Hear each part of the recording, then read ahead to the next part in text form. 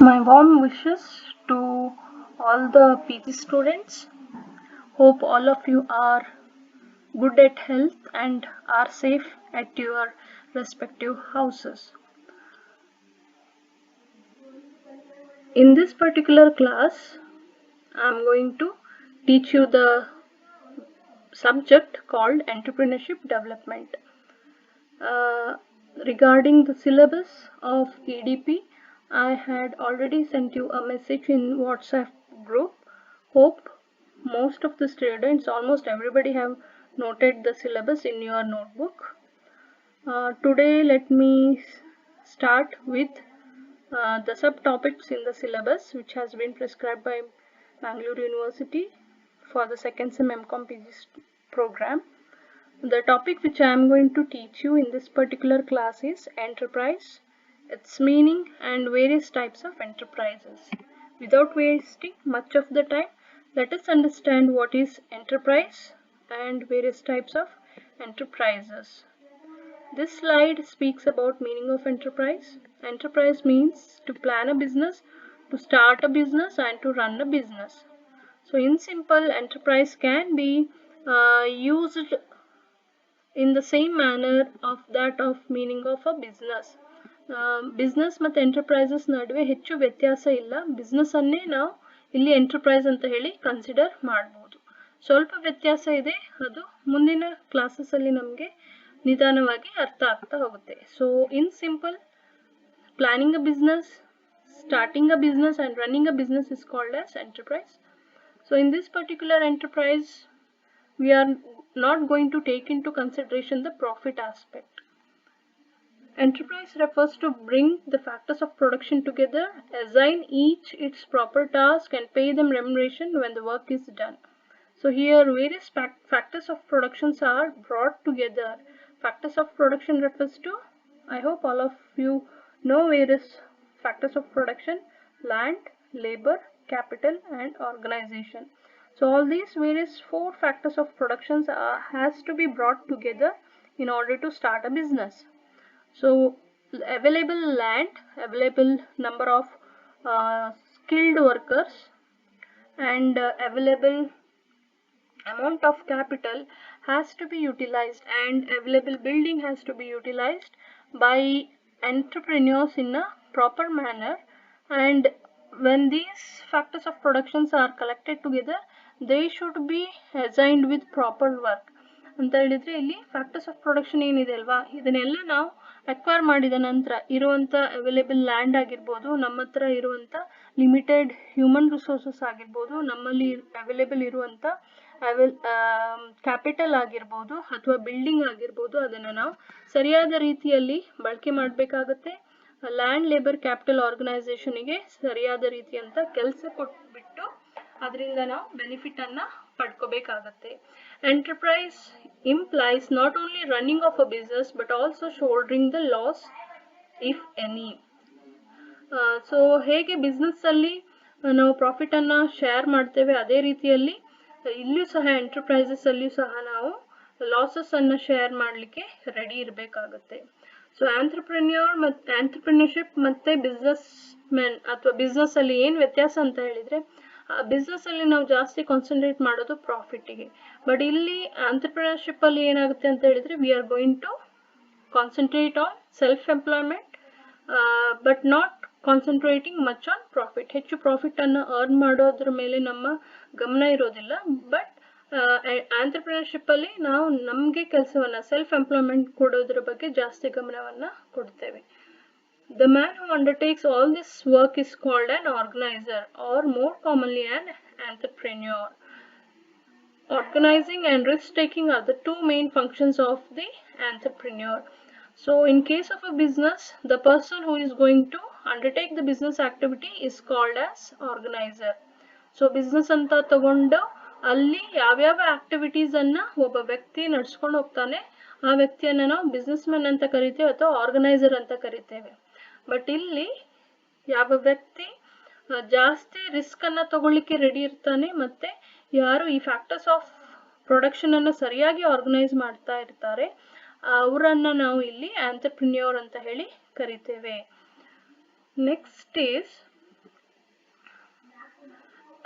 ಆಂಟ್ರಪ್ರೆನ್ಯೂರ್ಗೆ ಇನ್ನೊಂದು ಮೀನಿಂಗು ಸಹ ನಾವು ಕೊಡ್ಬೋದು, ಬಿಸ್ನೆಸ್ ವೆಂಚರ್ ಅಂತ ಹೇಳಿ ಒಂದು ಅರ್ಥವನ್ನ ಕೊಡ್ಬೋದು.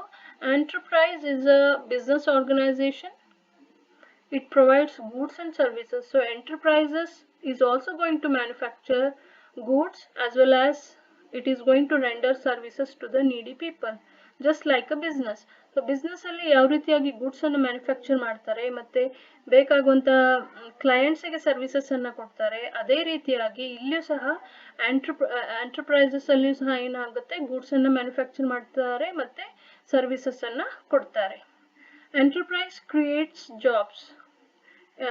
It refers to enterprise not only gives the job to the needy person, but also it provides jobs to or employment to other people also once this particular enterprise gets its momentum.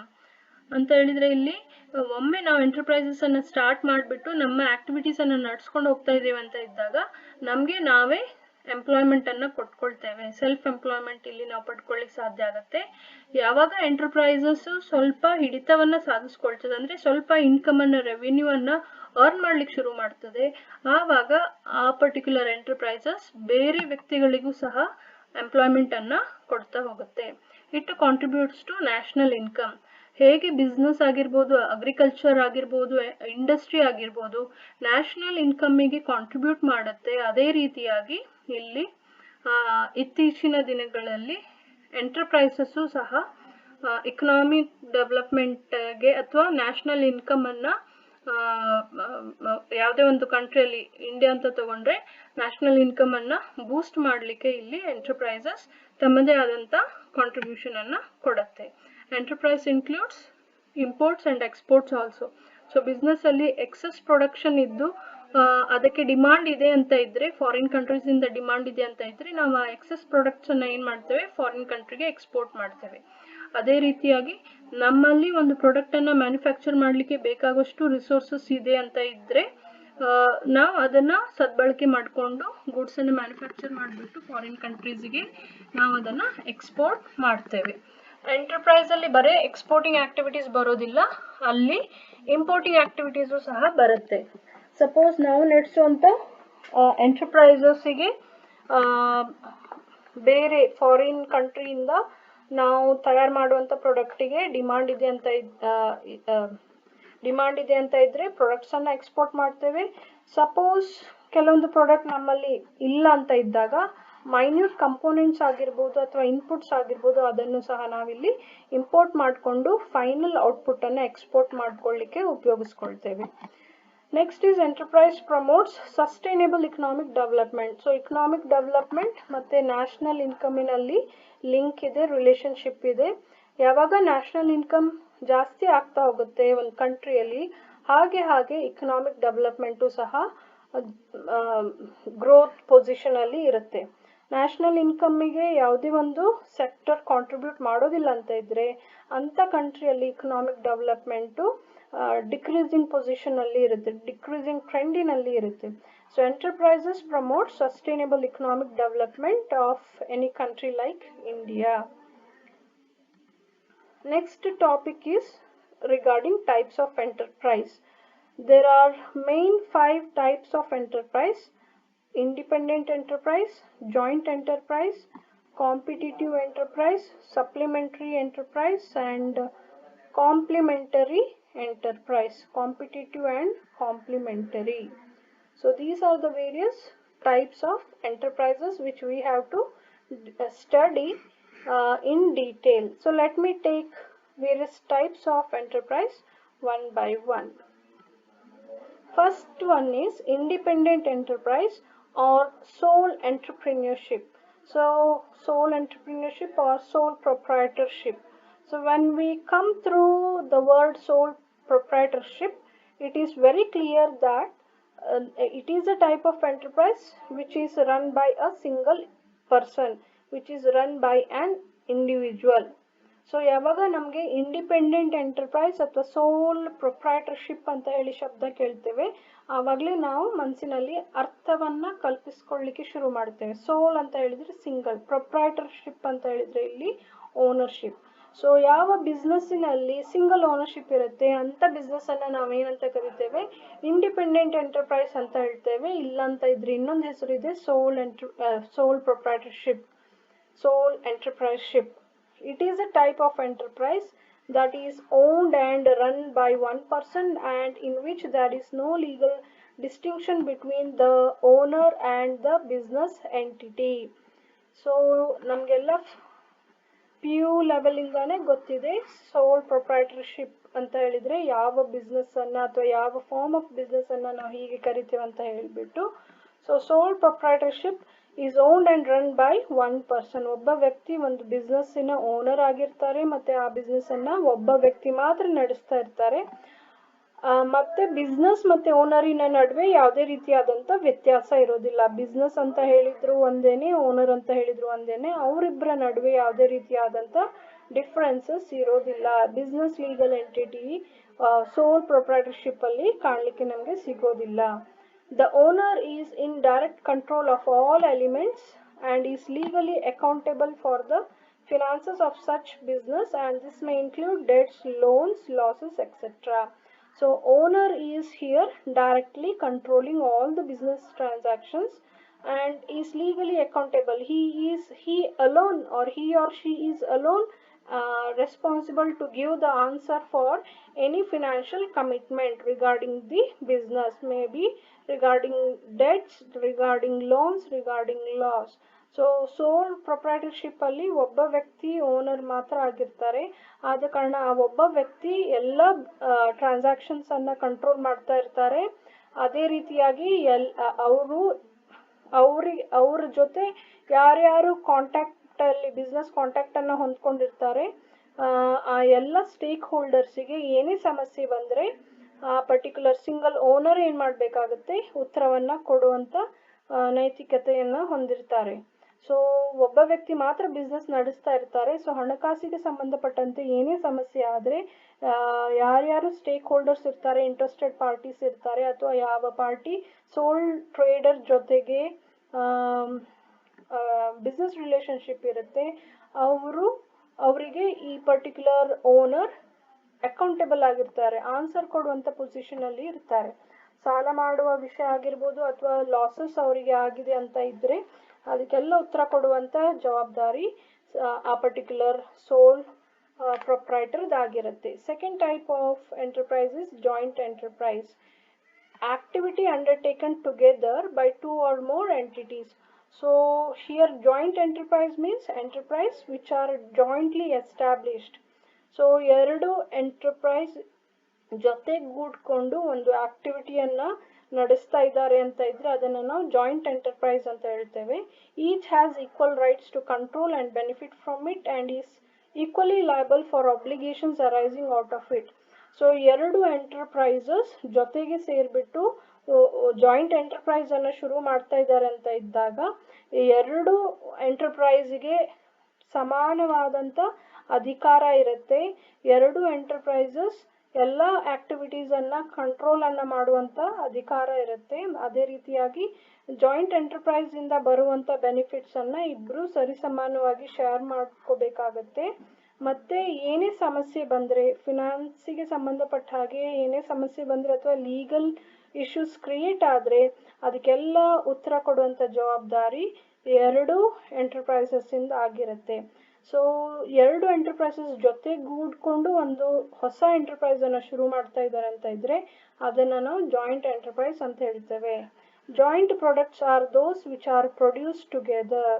ಇಲ್ಲಿ ಒಂದು example ಇದೆ, cotton ಮತ್ತೆ cotton seeds ಆಗಿರ್ಬೋದು, wheat and straw. Cotton ಮತ್ತೆ cotton seeds ಅಂತ ಹೇಳಿದ್ರೆ ಹತ್ತಿ ಬೀಜಗಳನ್ನ ಇಟ್ಕೊಂಡು ಏನ್ ಮಾಡ್ತೇವೆ ನಾವು, ಟೆಕ್ಸ್ಟೈಲ್ಸ್ ಅನ್ನ, ಬಟ್ಟೆಗಳನ್ನ ತಯಾರು ಮಾಡ್ತೇವೆ. ಸೊ ಇಲ್ಲಿ ಟೆಕ್ಸ್ಟೈಲ್ ಇಂಡಸ್ಟ್ರಿ ಮತ್ತೆ ಕಾಟನ್ ಫಾರ್ಮರ್ ಏನಿದ್ದಾರೆ, ಕಾಟನ್ ಸೀಡ್ ಅನ್ನ ತಯಾರು ಮಾಡುವಂತ ಫಾರ್ಮರ್ ಆಗಿರ್ಬೋದು. ಕಾಟನ್ ಅಂದ್ರೆ ಹತ್ತಿ ಬೀಜವನ್ನ ಹಾಕಿ ಹತ್ತಿಯನ್ನ ಮ್ಯಾನುಫ್ಯಾಕ್ಚರ್ ಮಾಡುವಂತ ಫಾರ್ಮರ್ ಆಗಿರ್ಬೋದು. ಅವರ ಅದು ಒಂದು ರೀತಿಯಾದಂತ ಎಂಟರ್ಪ್ರೈಸ್.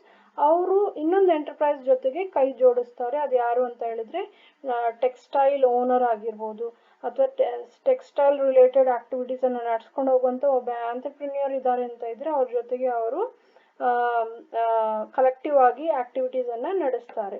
ಅದೇ ರೀತಿಯಾಗಿ ವೀಟ್ ಆ್ಯಂಡ್ ಸ್ಟ್ರಾ. ವೀಟ್ ಅಂತ ಹೇಳಿದರೆ ಗೋಧಿ. ಸೊ ಗೋಧಿಯನ್ನು ಬೆಳೆಯೋರು ಮತ್ತು ಬೆಳೆದ್ಬಿಟ್ಟು ಗೋಧಿಯನ್ನು ಬೆಳೆಯುವಂಥ ಒಬ್ಬ ಫಾರ್ಮರ್ ಅವರು ಇನ್ನೊಬ್ಬರ ಜೊತೆಗೆ ಎಂಟರ್ಪ್ರೈಸಸನ್ನು ಕಲೆಕ್ಟಿವ್ಲಿ ನಡೆಸ್ಬೋದು. ಅದು ಯಾರಿರ್ಬೋದು ಅಂತ ಹೇಳಿದರೆ ಮೇ ಬಿ ಕಿರಾಣಿ ಅಂಗಡಿ ಗಿರಣಿ ಅಂಗಡಿ ಏನಿರ್ತದಲ್ವ, ಹಿಟ್ಟನ್ನು ಮಾಡುವಂಥದ್ದು. ಸೊ ಅವ್ರ ಜೊತೆಗೆ ಬಿಸ್ನೆಸಸನ್ನು ಇಲ್ಲಿ ಶೇರ್ ಮಾಡ್ಬೋದು. ಅಂಥ ಎಕ್ಸಾಂಪಲ್ಲು ಜಾಯಿಂಟ್ ಎಂಟರ್ಪ್ರೈಸಲ್ಲಿ ನಮಗೆ ಕಾಣಲಿಕ್ಕೆ ಸಿಗುತ್ತೆ. The quantity of one product decides the quantity of other product. So ಒಂದು ಪ್ರಾಡಕ್ಟಿನ ಕ್ವಾಂಟಿಟಿ ಏನಿರುತ್ತೆ ಅದು ಇನ್ನೊಂದು ಪ್ರಾಡಕ್ಟಿನ ಕ್ವಾಂಟಿಟಿಯನ್ನು ಡಿಸೈಡ್ ಮಾಡುತ್ತೆ. ಸೊ ಎಷ್ಟು ಗೋಧಿಯನ್ನು ನಾವು ಗಿರಣಿ ಅಂಗಡಿಗೆ ಹೋಗಿ ಕೊಡ್ತೇವೆ, ಫ್ಲೋರ್ ಮಿಲ್ ಅಂತ ಏನು ಕರಿತೇವೆ, ಅಷ್ಟು ಕ್ವಾಂಟಿಟಿ ನಮಗೆ ವೀಟ್ ಫ್ಲೋರ್ ಸಿಗುತ್ತೆ, ಗೋಧಿ ಹಿಟ್ಟು ಸಿಗುತ್ತೆ. ಸಪೋಸ್ ಗೋಧಿ ಕೊಡುವುದನ್ನು ನಾವು ಕಡಿಮೆ ಮಾಡಿದಾಗ ಪ್ರೊಡಕ್ಷನ್ ಆಫ್ ಅದರ್ ಪ್ರಾಡಕ್ಟ್ ಅಂದರೆ ಇನ್ನೊಂದು ಪ್ರಾಡಕ್ಟಿನ ಉತ್ಪಾದನೆಯೂ ಸಹ ಕಡಿಮೆ ಆಗುತ್ತೆ. ಅದು ಯಾವುದಂದರೆ ಗೋಧಿ ಹಿಟ್ಟಿನ ಉತ್ಪಾದನೆಯೂ ಸಹ ಕಡಿಮೆ ಆಗುತ್ತೆ. ಸೊ ಜಾಯಿಂಟ್ ವೆಂಚರಲ್ಲಿ ಏನಾಗುತ್ತೆ, ಒಂದು ಪ್ರಾಡಕ್ಟು ನಾವು ಎಷ್ಟು ಸಪ್ಲೈ ಮಾಡ್ತೇವೆ ಔಟ್ಪುಟ್ಟು ಸಹ ಅಷ್ಟೇ ಕ್ವಾಂಟಿಟಿಯಲ್ಲಿ ಸಪ್ಲೈ ಮಾಡಲಿಕ್ಕೆ ಸಾಧ್ಯ ಆಗುತ್ತೆ. ಒಂದು ಪ್ರಾಡಕ್ಟನ್ನು ನಾವು ಸಪ್ಲೈ ಮಾಡೋದನ್ನು ನಿಲ್ಲಿಸಿದಾಗ ಅಥವಾ ಸ್ಲೋ ಡೌನ್ ಮಾಡ್ತಾ ಇದ್ದೇವೆ ಅಂತ ಇದ್ದರೆ ಇನ್ನೊಂದು ಪ್ರಾಡಕ್ಟಿನ ಔಟ್ಪುಟ್ ಏನಿರುತ್ತೆ ಅದು ಸಹ ಕಡಿಮೆ ಆಗ್ತಾ ಹೋಗುತ್ತೆ. In case of joint products, there is no economic decision with respect to combination of products and two products can be treated as one. So joint venture ಅಲ್ಲಿ ನಾವು ಪ್ರಾಡಕ್ಟಿಗೆ ಸಂಬಂಧಪಟ್ಟ ಹಾಗೆ ಇಂಡಿವಿಜುವಲ್ ಡಿಸಿಷನ್ ಅನ್ನು ತಗೊಳ್ಳಿಕ್ಕೆ ಹೋಗೋದಿಲ್ಲ, ಕಲೆಕ್ಟಿವ್ಲಿ ಡಿಸಿಷನ್ ಅನ್ನು ತಗೊಳ್ತಾರೆ. ಯಾಕಂದರೆ ಜಾಯಿಂಟ್ ವೆಂಚರಲ್ಲಿ ಎರಡು ಎಂಟರ್ಪ್ರೈಸಸ್ ನಡುವೆ ಒಪ್ಪಂದ ಆಗಿರುತ್ತೆ. ಆದ ಕಾರಣ ಕಲೆಕ್ಟಿವ್ ಆಗಿ ಅವರು ಇಕನಾಮಿಕ್ ಡಿಸಿಷನ್ಸನ್ನು ತಗೋಬೇಕಾಗುತ್ತೆ. ಸೊ ಒಂದು ಎಂಟರ್ಪ್ರೈಸ್ ಮೇಲ್ಗೈಯನ್ನು ಸಾಧಿಸ್ಬಿಟ್ಟು ಅವ್ರು ಮಾತ್ರ ಡಿಸಿಷನನ್ನು ಇಲ್ಲಿ ತಗೊಳ್ಳಿಕ್ಕೆ ಆಗೋದಿಲ್ಲ. And two products can be treated as one. Wheat ಅಂತ ತಗೊಂಡಾಗ ಆ ಎರಡು ಪ್ರಾಡಕ್ಟನ್ನು ಒಂದು ಅಂತ ಹೇಳಿ ನಾವು ಕನ್ಸಿಡರ್ ಮಾಡ್ಲಿಕ್ಕೆ ಆಗುತ್ತೆ. ಅಂದರೆ ಒಂದು ಪ್ರಾಡಕ್ಟ್ ಇಲ್ಲ ಅಂತ ಇದ್ದರೆ ಇನ್ನೊಂದು ಪ್ರಾಡಕ್ಟ್ ಇರಲಿಕ್ಕೆ ಇಲ್ಲಿ ಅವಕಾಶ ಇಲ್ಲ. ಸಪೋಸ್ ವೀಟೇ ಇಲ್ಲ ಅಂತ ಇದ್ದರೆ, ಗೋಧಿನೇ ಇಲ್ಲ ಅಂತ ಇದ್ದರೆ ಗೋಧಿ ಹಿಟ್ಟು ಸಹ ಔಟ್ಪುಟ್ ಆಗಿ ಸಿಗೋದು ಇಲ್ಲಿ ಆಗೋದಿಲ್ಲ, ಸಾಧ್ಯ ಇಲ್ಲ. Third type of enterprise is competitive enterprises. Competitive enterprises are those which compete for use of the farmers' limited resources, use of resources to produce more of the required products. So competitive enterprises ಯಾವುದು ಅಂತ ಹೇಳಿದರೆ ಅದು ಸಹ ಒಂದು ರೀತಿಯಾದಂಥ business. ಇಲ್ಲಿ ಆಂಟ್ರಪ್ರೆನ್ಯೂರ್ ಆದವರು farmers ಹತ್ರ ಹೋಗ್ಬಿಟ್ಟು ಎಸ್ಪೆಷಲಿ ಯಾವ್ಯಾವ ಸಂಪನ್ಮೂಲ, ಯಾವ್ಯಾವ ರಿಸೋರ್ಸಸ್ ಲಿಮಿಟೆಡ್ ಆಗಿರುತ್ತೆ ಅಂಥ ರಿಸೋರ್ಸಸನ್ನು ಎಕ್ವೈರ್ ಮಾಡಿಕೊಂಡು ಅಥವಾ ಪ್ರೊಕ್ಯೂರ್ ಮಾಡಿಕೊಂಡು ಇಲ್ಲಿ ಬೇಕಾಗುವಂಥ ಪ್ರಾಡಕ್ಟ್ಸನ್ನು ಮಾತ್ರ ಮ್ಯಾನುಫ್ಯಾಕ್ಚರ್ ಮಾಡ್ತಾರೆ. ಅಂದರೆ ಇಲ್ಲಿ ಪ್ರಾಫಿಟ್ ಅರ್ನ್ ಮಾಡಲಿಕ್ಕೋಸ್ಕರ ದೊಡ್ಡ ದೊಡ್ಡ ಪ್ರಾಡಕ್ಟನ್ನು ಇಲ್ಲಿ ಮ್ಯಾನುಫ್ಯಾಕ್ಚರ್ ಮಾಡ್ಲಿಕ್ಕೆ ಹೋಗೋದಿಲ್ಲ. ಯಾವುದು ಒಂದು ಲೈಫನ್ನು ನಡೆಸಲಿಕ್ಕೆ ಕಸ್ಟಮರ್ಸಿಗೆ ಯಾವ ರೀತಿಯಾದಂಥ ಡೈಲಿ ಪ್ರಾಡಕ್ಟ್ಸ್ ಬೇಕಾಗಿರುತ್ತೆ ಅಂಥ ಪ್ರಾಡಕ್ಟ್ಸನ್ನು ಇಲ್ಲಿ ಕಾಂಪಿಟೇಟಿವ್ ಎಂಟರ್ಪ್ರೈಸಲ್ಲಿ ಮ್ಯಾನುಫ್ಯಾಕ್ಚರ್ ಮಾಡ್ತಾರೆ. When enterprises are competitive, three things determine the exact combination of the product: the rate at which one enterprise substitute for the other, prices of the products, and the cost of producing the product. Competitive enterprises ಅಲ್ಲಿ ಏನಾಗುತ್ತೆ ಅಂತ ಹೇಳಿದರೆ three things determine the exact combination of the product. ಒಂದು ಪ್ರಾಡಕ್ಟಿನಲ್ಲಿ ಯಾವ್ಯಾವ ವಿಷಯ ಇರುತ್ತೆ ಅಂತ ಹೇಳಿ ಇಲ್ಲಿ ಮೂರು ಅಂಶವನ್ನು ನಾವು ಗಮನಿಸ್ಕೋಬೇಕಾಗುತ್ತೆ. ಕಾಂಪಿಟೇಟಿವ್ ಎಂಟರ್ಪ್ರೈಸ್ ತಯಾರು ಮಾಡುವಂಥ ಪ್ರಾಡಕ್ಟಿನಲ್ಲಿ rate at which one enterprises substitute for the other. ಅಂದರೆ ಈಗಾಗಲೇ ಒಂದು ಎಂಟರ್ಪ್ರೈಸಸ್ ಪ್ರಾಡಕ್ಟನ್ನು ಮ್ಯಾನುಫ್ಯಾಕ್ಚರ್ ಮಾಡ್ತಾ ಇದ್ದಾರೆ, ನಾವು ಆ ಪ್ರಾಡಕ್ಟಿನ ಸಬ್ಸ್ಟಿಟ್ಯೂಟ್ ಪ್ರಾಡಕ್ಟನ್ನು ನಾವು ಮ್ಯಾನುಫ್ಯಾಕ್ಚರ್ ಮಾಡ್ತಾ ಇದ್ದೇವೆ, ಮತ್ತು ಆ ಸಬ್ಸ್ಟಿಟ್ಯೂಟ್ ಪ್ರಾಡಕ್ಟಿನ ರೇಟ್ ಎಷ್ಟಿರುತ್ತೆ ಅದು important. Second one is prices of the product. ಅದೇ ರೇಟ್ ನಾವು ಎಷ್ಟು ನಮ್ಮ ಸಬ್ಸ್ಟಿಟ್ಯೂಟ್ ಪ್ರಾಡಕ್ಟಿಗೆ ನಾವು ಎಷ್ಟು ರೇಟನ್ನು ಫಿಕ್ಸ್ ಮಾಡ್ತಾ ಇದ್ದೇವೆ ಅದು ತುಂಬಾ ಇಂಪಾರ್ಟೆಂಟ್ ಆಗಿರುತ್ತೆ. ಸಬ್ಸ್ಟಿಟ್ಯೂಟ್ ಪ್ರಾಡಕ್ಟಿಗೆ ನಾವು ರೇಟನ್ನು ಜಾಸ್ತಿ ಫಿಕ್ಸ್ ಮಾಡಿದರೆ ಏನಾಗುತ್ತೆ, ನಮಗೆ ಆ ಪ್ರಾಡಕ್ಟನ್ನು ಮಾರ್ಕೆಟ್ ಮಾಡೋದು ಕಷ್ಟ ಆಗುತ್ತೆ. And cost of producing the product. So substitute ಪ್ರಾಡಕ್ಟನ್ನು ತಯಾರು ಮಾಡಬೇಕು ಅಂತ ಇದ್ದರೆ ಆ ಪ್ರಾಡಕ್ಟನ್ನು ತಯಾರು ಮಾಡಲಿಕ್ಕೆ ಎಷ್ಟು ಖರ್ಚಾಗುತ್ತೆ ಆ ಎಲಿಮೆಂಟು ಸಹ ಗಮನದಲ್ಲಿ ಇಟ್ಕೋಬೇಕಾಗುತ್ತೆ. Rate of which one product substitute for another is called as marginal rate of substitution. Rate at which one product substitute for another product ಅಂದರೆ ಬದಲಿ ಪ್ರಾಡಕ್ಟ್ ಅನ್ನು ನಾವಿಲ್ಲಿ ಉಪಯೋಗಿಸ್ತಾ ಇದ್ದೇವೆ ಅಂತ ಇದ್ದರೆ ಆ ರೇಟ್ ಅನ್ನು ನಾವೇನಂತ ಹೇಳಿ ಕರಿತೇವೆ, ಆ ಕಾಸ್ಟ್ ಅನ್ನು ನಾವೇನಂತ ಕರಿತೇವೆ, marginal rate of substitution. Next one is complementary enterprises. Two products are said to be supplementary when an increase in the level of one does not adversely affect the production of the other but adds to the income of the farm. So two products are supplementary. ಎರಡು product ಅನ್ನು ನಾವಿಲ್ಲಿ ಉಪಯೋಗಿಸ್ತೇವೆ. One does not adversely effect the production of the other. So ಎರಡು ಪ್ರಾಡಕ್ಟಿನಲ್ಲಿ ಒಂದು product ಬಳಕೆಯನ್ನು ನಾವು ಜಾಸ್ತಿ ಮಾಡಿದಾಗ ಇನ್ನೊಂದು ಪ್ರಾಡಕ್ಟಿನ ಪ್ರೊಡಕ್ಷನ್ನು ಅದು ಆ ಪ್ರೊಡಕ್ಷನ್ ಲೆವೆಲಲ್ಲಿ ಹೆಚ್ಚು ವ್ಯತ್ಯಾಸ ಆಗೋದಿಲ್ಲ. ಈ ಎರಡು ಪ್ರಾಡಕ್ಟನ್ನು ನಾವು ಮ್ಯಾನುಫ್ಯಾಕ್ಚರ್ ಮಾಡೋದ್ರಿಂದ ನಮ್ಮ ಟೋಟಲ್ ಇನ್ಕಮ್ ಏನಾಗುತ್ತೆ, ಜಾಸ್ತಿ ಆಗ್ತಾ ಹೋಗುತ್ತೆ. ಇಂಥ ಎಂಟರ್ಪ್ರೈಸಸ್ ಅನ್ನು ನಾವೇನಂತ ಹೇಳ್ತೇವೆ, ಸಪ್ಲಿಮೆಂಟರಿ ಎಂಟರ್ಪ್ರೈಸಸ್ ಅಂತ ಹೇಳ್ತೇವೆ. Enterprise which do not compete with each other but adds to the total income. So ಇಲ್ಲಿ ಏನಾಗುತ್ತೆ ಅಂದರೆ, for example manufacturing of what we say manufacturing of sugar and manufacturing of ಬೆಲ್ಲಕ್ಕೆ ಏನು ಹೇಳ್ತೇವೆ ಇಂಗ್ಲೀಷಿನಲ್ಲಿ, I am not collecting the word for the Kannada ಬೆಲ್ಲ ಅಂತ ಹೇಳಿದರೆ, ಇಲ್ಲಿ ಸಪ್ಲಿಮೆಂಟ್ರಿ ಪ್ರಾಡಕ್ಟಲ್ಲಿ ಈಗ ಬೆಲ್ಲವನ್ನು ನಾವು ತಯಾರು ಮಾಡಬೇಕು ಅಂತ ಹೇಳಿದರೆ ನಾವೇನು ಮಾಡಬೇಕಾಗುತ್ತೆ, ಶುಗರ್ ಕೇನನ್ನು ಶುಗರ್ ಫ್ಯಾಕ್ಟ್ರಿಗೆ ಕೊಟ್ಬಿಟ್ಟು ಅಲ್ಲಿ ಬೆಲ್ಲವನ್ನು ತಯಾರು ಮಾಡ್ತಾರೆ. ಬೆಲ್ಲವನ್ನು ತಯಾರು ಮಾಡಿದಾಗ ಸೈಡ್ ಬೈ ಸೈಡ್ ಇನ್ನೊಂದು ಸಪ್ಲಿಮೆಂಟ್ರಿ ಪ್ರಾಡಕ್ಟ್ ತಯಾರಾಗುತ್ತೆ. ಅದು ಯಾವುದು ಅಂತ ಹೇಳಿದರೆ ಶುಗರ್. ಅಂದರೆ ಅಲ್ಲಿ ಕೆಮಿಕಲ್ ಎಡಿಷನ್ ಮಾಡಿದಾಗ ಶುಗರನ್ನು ಸಹ ತಯಾರು ಮಾಡಲಿಕ್ಕೆ ಸಾಧ್ಯ ಆಗುತ್ತೆ. ಬಟ್ ಮೇನ್ ಪ್ರಾಡಕ್ಟ್ ಇಲ್ಲಿ ಯಾವುದು ಅಂತ ಹೇಳಿದರೆ ಬೆಲ್ಲ ಆಗಿರುತ್ತೆ. ಸೊ ಇಲ್ಲಿ enterprises which do not compete with each other. So ಇಲ್ಲಿ ಬೆಲ್ಲ ಮತ್ತು ಸಕ್ಕರೆ ಪ್ರಾಡಕ್ಟ್ ಏನಿರುತ್ತೆ ಅದರ ನಡುವೆ ಯಾವುದೇ ಕಾಂಪಿಟೇಷನ್ ಇರೋದಿಲ್ಲ. ಯಾವ ಕಸ್ಟಮರಿಗೆ ಬೆಲ್ಲ ಬೇಕು ಅವ್ರು ಬೆಲ್ಲವನ್ನು ತೊಗೊಂಡು ಹೋಗ್ತಾರೆ, ಯಾವ ಕಸ್ಟಮರ್ಸಿಗೆ ಶುಗರ್ ಬೇಕು ಶುಗರನ್ನು ಅವರು ತೊಗೊಂಡು ಹೋಗ್ತಾರೆ. ಬಟ್ ಆ ಶುಗರ್ ಫ್ಯಾಕ್ಟ್ರಿ ಇಟ್ಕೊಂಡವರಿಗೆ ಅಥವಾ ಬೆಲ್ಲದ ಫ್ಯಾಕ್ಟ್ರಿಯನ್ನು ಅಂದರೆ ಕಾರ್ಖಾನೆಯನ್ನು ಇಟ್ಕೊಂಡವರಿಗೆ ಟೋಟಲ್ ಇನ್ಕಮ್ ಜಾಸ್ತಿ ಆಗುತ್ತೆ. ನೀವು ಬೆಲ್ಲ ಆದರೂ ಮ್ಯಾನುಫ್ಯಾಕ್ಚರ್ ಮಾಡಿ, ಶುಗರ್ ಆದರೂ ಮ್ಯಾನುಫ್ಯಾಕ್ಚರ್ ಮಾಡಿ, ಎರಡು ಪ್ರಾಡಕ್ಟಿಗೆ ಕಸ್ಟಮರ್ಸ್ ಇದ್ದೇ ಇದ್ದಾರೆ. ಸೊ ಟೋಟಲ್ ಇನ್ಕಮ್ ಎರಡು ಪ್ರಾಡಕ್ಟಿಂದ ಬರುವಂಥ ಟೋಟಲ್ ಇನ್ಕಮ್ ಏನಾಗುತ್ತೆ, ಇನ್ಕ್ರೀಸ್ ಆಗ್ತಾ ಹೋಗುತ್ತೆ. In many small farms or a poultry, enterprise may be supplementary to the main enterprises because they utilize surplus family labor and shelter available and perhaps even some feeds which would otherwise go to waste. ಇಲ್ಲಿ poultry ಫಾರ್ಮನ್ನು example ಆಗಿ ತಗೊಂಡಿದ್ದಾರೆ. Poultry ಆಗಿರ್ಬೋದು ಅಥವಾ ನಾವೇನು ಹೇಳ್ಬೋದು, ಗೋ ಸಾಕಾಣಿಕೆಯನ್ನು ತಗೋಬೋದು. ಅಂದರೆ ದನಗಳನ್ನು ಹಸುಗಳನ್ನು ಸಾಕ್ತಾ ಇರ್ತಾರೆ. ಜೊತೆಗೆ ಸ್ಪೇಸ್ ಇದ್ದ ಕಾರಣ ಮತ್ತು ಮನೆಯಲ್ಲಿ ಹೆಚ್ಚು ವ್ಯಕ್ತಿಗಳು ಇದ್ದ ಕಾರಣ ಇದ್ದಂಥ ಜಾಗವನ್ನು ಬಳಸ್ಕೊಂಡು ಅಲ್ಲಿ ಹಸು ದನಗಳನ್ನು ಸಾಕ್ತಾರೆ. ಜೊತೆಗೆ ಕುರಿ ಮತ್ತು ಮೇಕೆಯನ್ನು ಸಹ ಸಾಕ್ಬೋದು. ಸೊ ಇಲ್ಲಿ ಎರಡು ಪ್ರಾಡಕ್ಟನ್ನು ನಾವು ಉಪಯೋಗಿಸ್ತಾ ಇರ್ತೇವೆ. ಒಂದು ಕೌ ಆಗಿರ್ಬೋದು, ಇನ್ನೊಂದು ಗೋಟ್ ಆಗಿರ್ಬೋದು. ಈ ಎರಡು ಎಂಟರ್ಪ್ರೈಸಸ್ಸನ್ನು ಕಲೆಕ್ಟಿವ್ಲಿ ನಡೆಸ್ಕೊಂಡು ಹೋಗುವಂಥ ಎಂಟರ್ಪ್ರೈಸಸ್ಸನ್ನು ನಾವೇನಂತ ಹೇಳ್ತೇವೆ, ಸಪ್ಲಿಮೆಂಟ್ರಿ ಎಂಟರ್ಪ್ರೈಸಸ್ ಅಂತ ಹೇಳ್ತೇವೆ. ಸೊ ಈಗ ಹೆಚ್ಚು ಸಂಖ್ಯೆಯಲ್ಲಿ ದನಗಳನ್ನು ಸೇರಿಸಿದಾಗ ಟೋಟಲ್ ಇನ್ಕಮಲ್ಲಿ ಯಾವುದೇ ರೀತಿಯಾದಂಥ ರಿಡಕ್ಷನ್ ಇರೋದಿಲ್ಲ.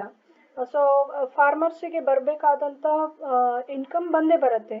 ಅದೇ ರೀತಿಯಾಗಿ ಮೇಕೆಗಳ ಸಂಖ್ಯೆಯನ್ನು, ಗೋಟ್ ಮತ್ತು ಶೀಪಿನ ಸಂಖ್ಯೆಯನ್ನು ಸಹ ಜಾಸ್ತಿ ಮಾಡಿದಾಗ ಫಾರ್ಮರ್ಸಿಗೆ ಬರುವಂಥ ಅಥವಾ ಎಂಟರ್ಪ್ರಿನಿಯರಿಗೆ ಬರುವಂಥ ಇನ್ಕಮ್ ಬರ್ತಾ ಇರುತ್ತೆ. ಅಲ್ಲಿ ಸಮಸ್ಯೆ ಇರೋದಿಲ್ಲ.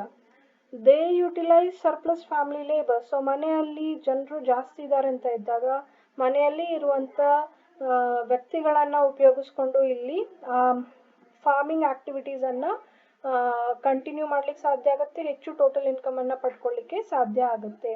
ಈಗ ಸಪೋಸ್ ಬರೀ ನಾವು ದನಗಳೆಲ್ಲ ಸಾಕ್ತಾ ಇದ್ದೇವೆ ಅಂತ ಇದ್ದಾಗ ಆವಾಗ ಎಲ್ಲೋ ಒಂದು ಕಡೆ ನಮ್ಮಲ್ಲಿ ತುಂಬ ಜಾಗ ಇದೆ ಅಂತ ಇದ್ರೆ ಆ ಜಾಗ ವೇಸ್ಟ್ ಆಗುವಂಥ ಸಾಧ್ಯತೆ ಇದೆ. ದನಗಳಿಗೆ ತರುವಂಥ ಫೀಡ್ಸ್ ಆಗಿರ್ಬೋದು ಅಥವಾ ದನಗಳಿಗೆ ಕೊಡುವಂಥ ಫುಡ್ ಆಗಿರ್ಬೋದು ಅದನ್ನು ನಾವು ಮೇಕೆಗಳಿಗೂ ಸಹ ಉಪಯೋಗಿಸ್ಕೋಬೋದು.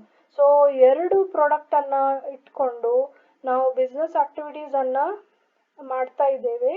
ಮತ್ತು ಇಲ್ಲಿ ಒಂದು ಪ್ರಾಡಕ್ಟನ್ನು ಜಾಸ್ತಿ ಮಾಡಿದಾಗ ಇನ್ನೊಂದು ಪ್ರಾಡಕ್ಟಿನ ಪ್ರೊಡಕ್ಷನ್ ಲೆವೆಲಿನಲ್ಲಿ ಯಾವುದೇ ರೀತಿಯಾದಂಥ ಪರಿಣಾಮ ಇಲ್ಲಿ ಬೀರೋದಿಲ್ಲ. ಅದನ್ನು ನಾವು ಸಪ್ಲಿಮೆಂಟ್ರಿ ಎಂಟರ್ಪ್ರೈಸಸ್ ಅಂತ ಕರಿತೇವೆ. Next one is complementary enterprises. Complementary enterprises are those which add to the production of each other. Two products are complementary when the transfer of available input for the production of one product to the production of other results in increase in production of both products. When two products are complementary enterprises, the use of resources for the two products results in an increased production of both the products. So complementary products ಅಲ್ಲಿಯೂ ಸಹ ಅದೇ ರೀತಿಯಾಗಿ ಆಗುತ್ತೆ. Which adds to the production of each other. ಎರಡು ಪ್ರಾಡಕ್ಟನ್ನು ನಾವು ತಯಾರು ಮಾಡ್ತಾ ಇದ್ದೇವೆ ಅಂತ ಇದ್ದರೆ ಅಂದರೆ one product is complementary to the other product, one product is dependent upon the other product. So ಆ ರೀತಿಯಾದಂಥ ಪ್ರಾಡಕ್ಟನ್ನು ಇಟ್ಕೊಂಡು ನಾವು ಎಂಟರ್ಪ್ರೈಸಸನ್ನು ನಡೆಸ್ತಾ ಇದ್ದೇವೆ ಅಂತ ಇದ್ದರೆ ಅದನ್ನು ಕಾಂಪ್ಲಿಮೆಂಟರಿ ಎಂಟರ್ಪ್ರೈಸಸ್ ಅಂತ ಹೇಳ್ತೇವೆ. Two products are complementary when transfer of input for the production of one product to the production of other results in increase in production of both the products.